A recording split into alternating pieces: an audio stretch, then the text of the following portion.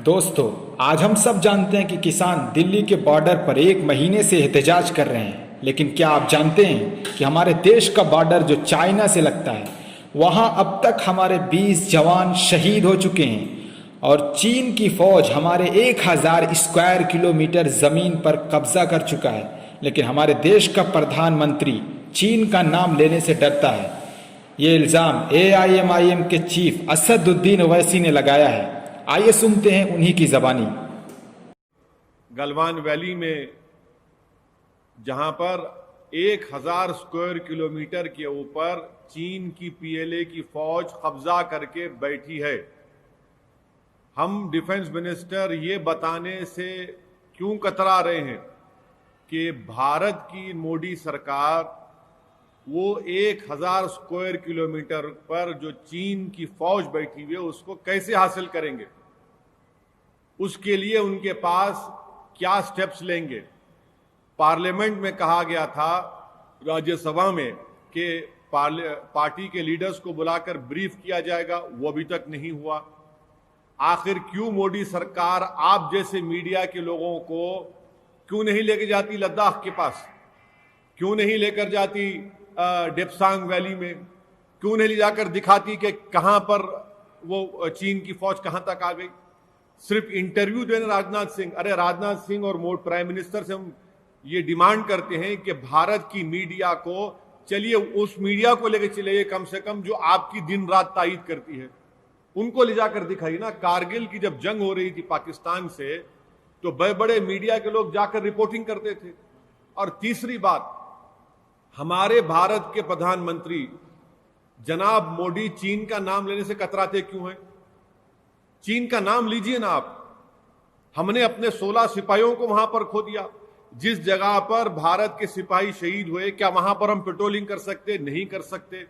राजनाथ सिंह को, देश को यह बताना चाहिए था कि भारत की इकोनॉमी को नरेंद्र मोदी की सरकार ने बर्बाद कर दिया और इकोनॉमी की बर्बादी की वजह से हमारी फौज के पास उनको पैसा नहीं मिल रहा है।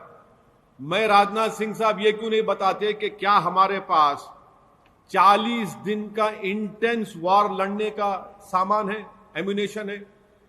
ANI के इंटरव्यू में डिफेंस मिनिस्टर ने 2 फ्रंट वॉर की बात की।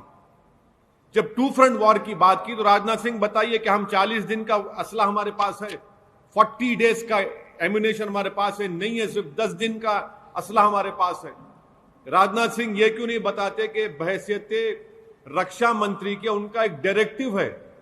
क्या डायरेक्टिव है? कि 40 दिन का इंटेंस एक्सपेंडिचर होगा, आपके पास 10 दिन का एम्यूनेशन लड़ने के लिए। 2 फ्रंट वॉर की आप बात करते हैं। राजनाथ सिंह ये बता दें कि नेवी ने कहा था कि हमको 200 शिप्स की जरूरत है। आज क्यों डिफेंस मिनिस्टर 175 नेवी शिप्स की बात कर रहे? क्वाड करके क्वाड आके लड़ेगा हमारी लड़ाई? हमारे सिपाहियों के पास राइफल नहीं है।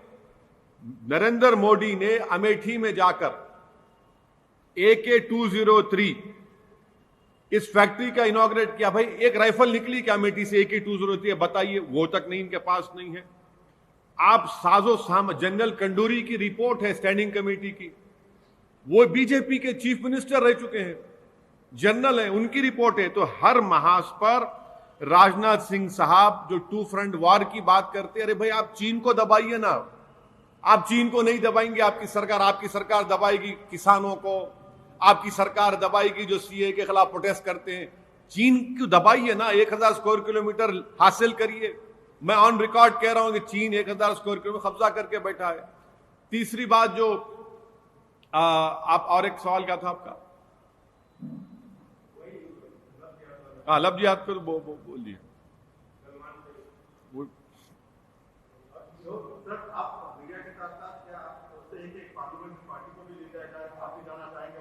अरे नेकी और पूछ हमको लेके जाइए और हम आपको अपने साथ लेकर जाएंगे। अरे हमको लेके मत जाइए, कम से कम मीडिया को तो लेके जाकर दिखाइए ना। क्यों नहीं, बात ही नहीं कर रहे। 8 महीने से चीन कब्जा करके बैठा है। अब जैसे ही मार्च अप्रैल आएगा, जब बर्फ पिघल जाएगी, फिर चीन गड़बड़ करेगा वहां पर। आखिर ये सरकार प्रधानमंत्री चीन का नाम लेने से क्यों डरते हैं? बोलना चाहिए ना, आप तमाम को लेकर जाइए ना, छोड़िए हमारे को, छोड़िए हम तो एंटी नेशनल हैं, क्या क्या बोलते हैं, छोड़िए जो भी है, आपको लेकर जाइए। आप लोग तो देशभक्त हैं, आप तो माशाल्लाह से मोदी सरकार की तारीफ भी करते हैं आप लोग, आपको लेकर जाइए ना, जाकर दिखाइए वहां पर क्या हो रहा है, किस हाल में हमारी जमीन पर चीन बैठा हुआ है।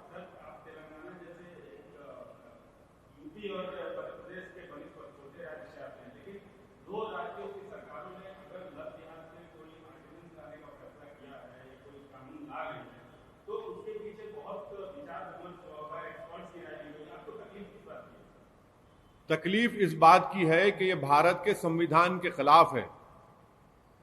तकलीफ इस बात की है कि भारत के संविधान को ये संघ परिवार के लोग उससे नफरत करते हैं, संविधान से।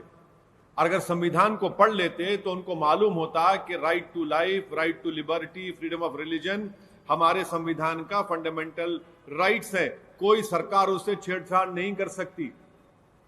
अगर ये सुप्रीम कोर्ट के जजमेंट्स पढ़ लेते, प्राइवेसी का जजमेंट पढ़ लेते, 377 का जजमेंट पढ़ लेते, तो सुप्रीम कोर्ट ने साफ तौर पर कह दिया है कि आपकी पर्सनल लाइफ में सरकार का कोई इंटरफेरेंस नहीं हो सकता है। आप होते कौन है कि मैं किससे शादी करूं ना करूं? आप उठाकर देख लीजिए, आज हाईकोर्ट का एक जजमेंट आया, 2 लड़के और लड़की जो शादी के एज के नहीं थे मगर साथ रहना चाहते थे, कोर्ट ने कहा कि आप रह सकते हैं साथ। आप होते कौन है ये कानून बनाने वाले? अच्छा, अगर कोई मजहब तब्दील करता है तो क्या इंडिया का सिटीजन नहीं रहता वो? अगर कोई मुसलमान हिंदू होता है या हिंदू मुसलमान होता है, कोई क्रिश्चियनिटी अडॉप्ट करता है, कोई बौद्ध मजहब को अडॉप्ट करता है, तो क्या भारत का सिटीजन नहीं है? क्या कहना चाह रही है सरकार? ये देखिए, फ्रीडम ऑफ रिलीजन में प्रोपोगेशन और कन्वर्जन भी है, कॉन्स्टिट्यूशन का हिस्सा है वो। हमको तकलीफ इसी बात की है कि संविधान की धज्जियां उड़ाई जा रही हैं। और जब आप संविधान की बात कर रहे, मध्य प्रदेश का जिक्र कर रहे, कल मंदसौर में क्या हुआ? एक मस्जिद के ऊपर पूरे संघ परिवार के लोग मस्जिद के ऊपर चढ़ के आप झंडा लगाते अपना, और 2 दिन पहले प्रधानमंत्री बोलते कि पब्लिक प्रॉपर्टी को डैमेज मत करो। रेडिकलाइजेशन कौन हो चुका है? रेडिकलाइजेशन मंदसौर में जो ये लोगों ने हरकत की, उनका रेडिकलाइजेशन हुआ है, मेजोरिटी कम्युनिटी का। इनको डीरेडिकलाइज करने के लिए क्या कर रही है सरकार? डीरेडिकलाइज नहीं कर रहे उनको आप और रेडिकलाइज कर रहे हैं, इस तरह के कानून बनाकर नफरत फैला रहे हैं। मंदसौर में जो कुछ हुआ उसकी जिम्मेदारी शिवराज चौहान की सरकार पर आज होती है। ये शर्मिंदगी की हद है। अफसोसनाक बात है कि एक जुलूस जाता है और मस्जिद के ऊपर जो दिल्ली में हुआ था वो दोबारा हो रहा है यहां पर।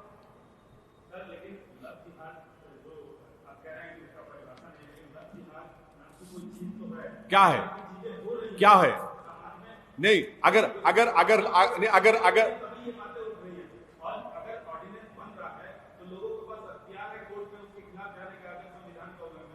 क्यों सरकार के संविधान के खिलाफ कानून बनाते रहे, हम कोर्ट को जाएं? सरकार बनाती क्यों संविधान के खिलाफ कानून को? सरकार को तो शर्म आनी चाहिए कि कितने इलाहाबाद हाई कोर्ट में, दूसरे हाई कोर्ट में तो एक के बाद उनके जजमेंट खिलाफ आ रहे हैं उनके ऊपर। कोर्ट को जा सकते क्यों? अरे भाई, कोर्ट को जाने का अख्तियार सबको, तो आप संविधान के खिलाफ कानून बनाएंगे और कोर्ट को जाएंगे।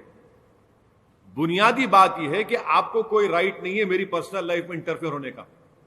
मैं किससे शादी करूं, मैं क्या खाना खाऊं, मैं क्या कपड़े पहनूं,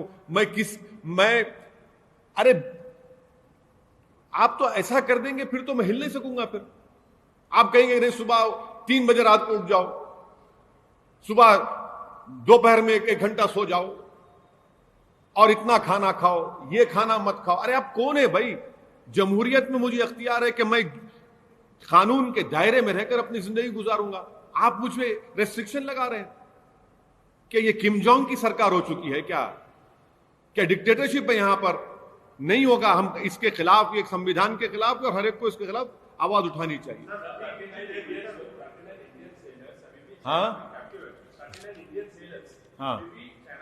हाँ, फिर बोलिए क्या कर रही है सरकार? ये what is the government doing? What is the government doing? It is shame on this government that you're not able to get them back. If 39 Indian sailors are in captivity in China, Arey boss, forget about them. You are not able to retrieve that 1,000 square kilometer of land where China has occupied Indian territory. What is the government doing? The government must answer to the nation and tell how will they get back those 39 sailors. We lost 16 soldiers at Galwan Valley. We demand that immediately those sailors, for no reason, they are sailors. They're not even army personnel. They are sailors of that ship. They went there, they took their goods. How can the Chinese take them into captivity for no reason whatsoever? It is high time that the government reacts to it. I want the Prime Minister to at least please tweet on it. Let the Prime Minister react and get them back.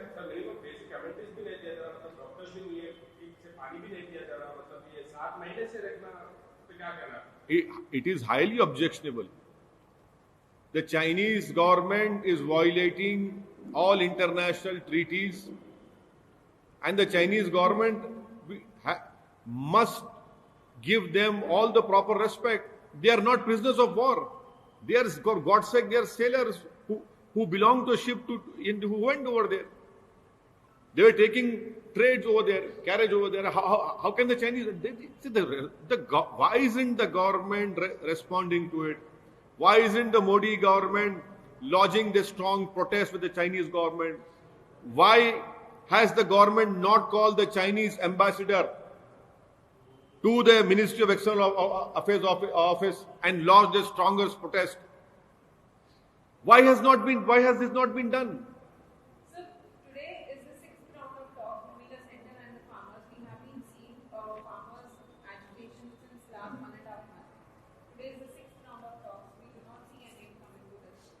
No, there is a very easy way out for the government. The Prime Minister should tell the nation that they are going to amend the law and include MSP in that.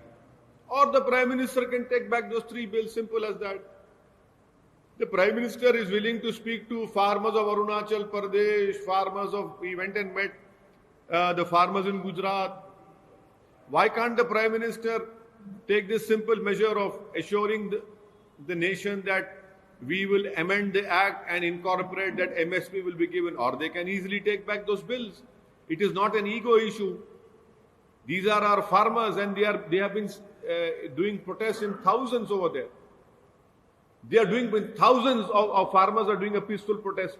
We must stand with them. We must understand that their demands are genuine. It is in the national interest that the Modi government should accept their demands. So the center has been saying that this farm bill will benefit them. We also saw Prime Minister Modi addressing the farmers. It is not going to benefit because if you don't have MSP, it will not benefit those farmers. There is a consensus among all the farmers throughout the country that these 3 bills are unconstitutional. Number 2, the government has unnecessarily interfered in the state subject because agriculture is a state subject. And thirdly, this so-called propaganda of the ruling party that will benefit the farmers, it will not benefit the farmers in the long run. It will destroy the farmers. It will have a negative impact on our agriculture output.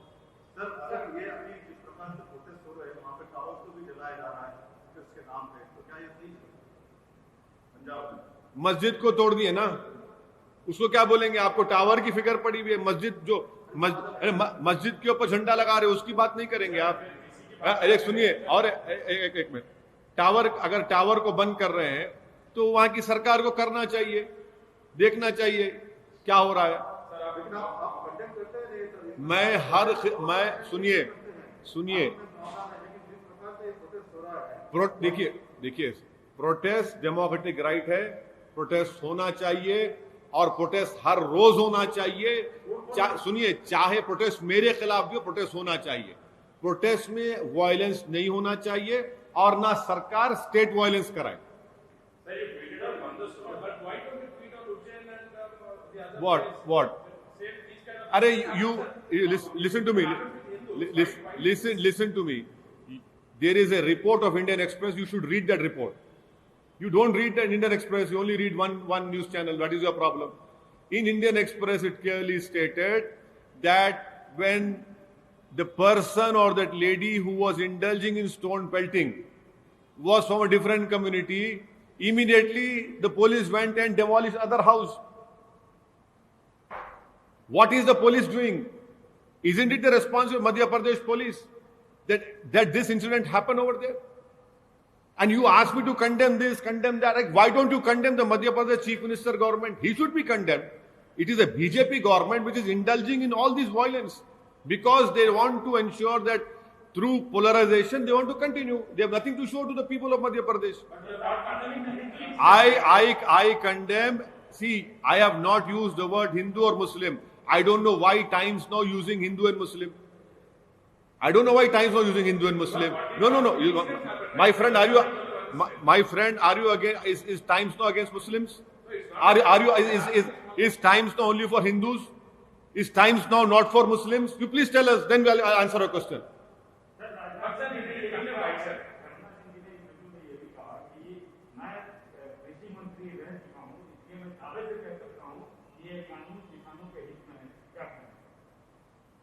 ये जो इतने हजारों की तादाद में जो किसान एहतजाज कर रहे हैं, आपकी बात को मानने को तैयार नहीं है, देश आपको मानने को तैयार नहीं है।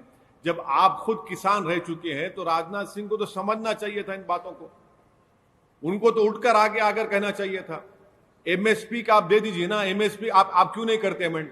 अच्छा, और एक बात सुनिए, फूड सिक्योरिटी एक्ट में एमएसपी लिख दिया आपने। आप पढ़े food security act? Food security act में एमएसपी लिखा हुआ, इसमें लिखो ना भाई, क्यों नहीं लिखती आप इसमें? आप उसमें क्यों नहीं लिखते? आप लिख दीजिए ना, खत्म हो जाएगा प्रोटेस्ट पूरा। आप किसान रह चुके हैं और अब किसान की पीड़ा को नहीं समझ रहे हैं आप। ये तो उनके जख्म पे नमक छिड़क रहे हैं राजनाथ सिंह जिस तरह का बयान देकर।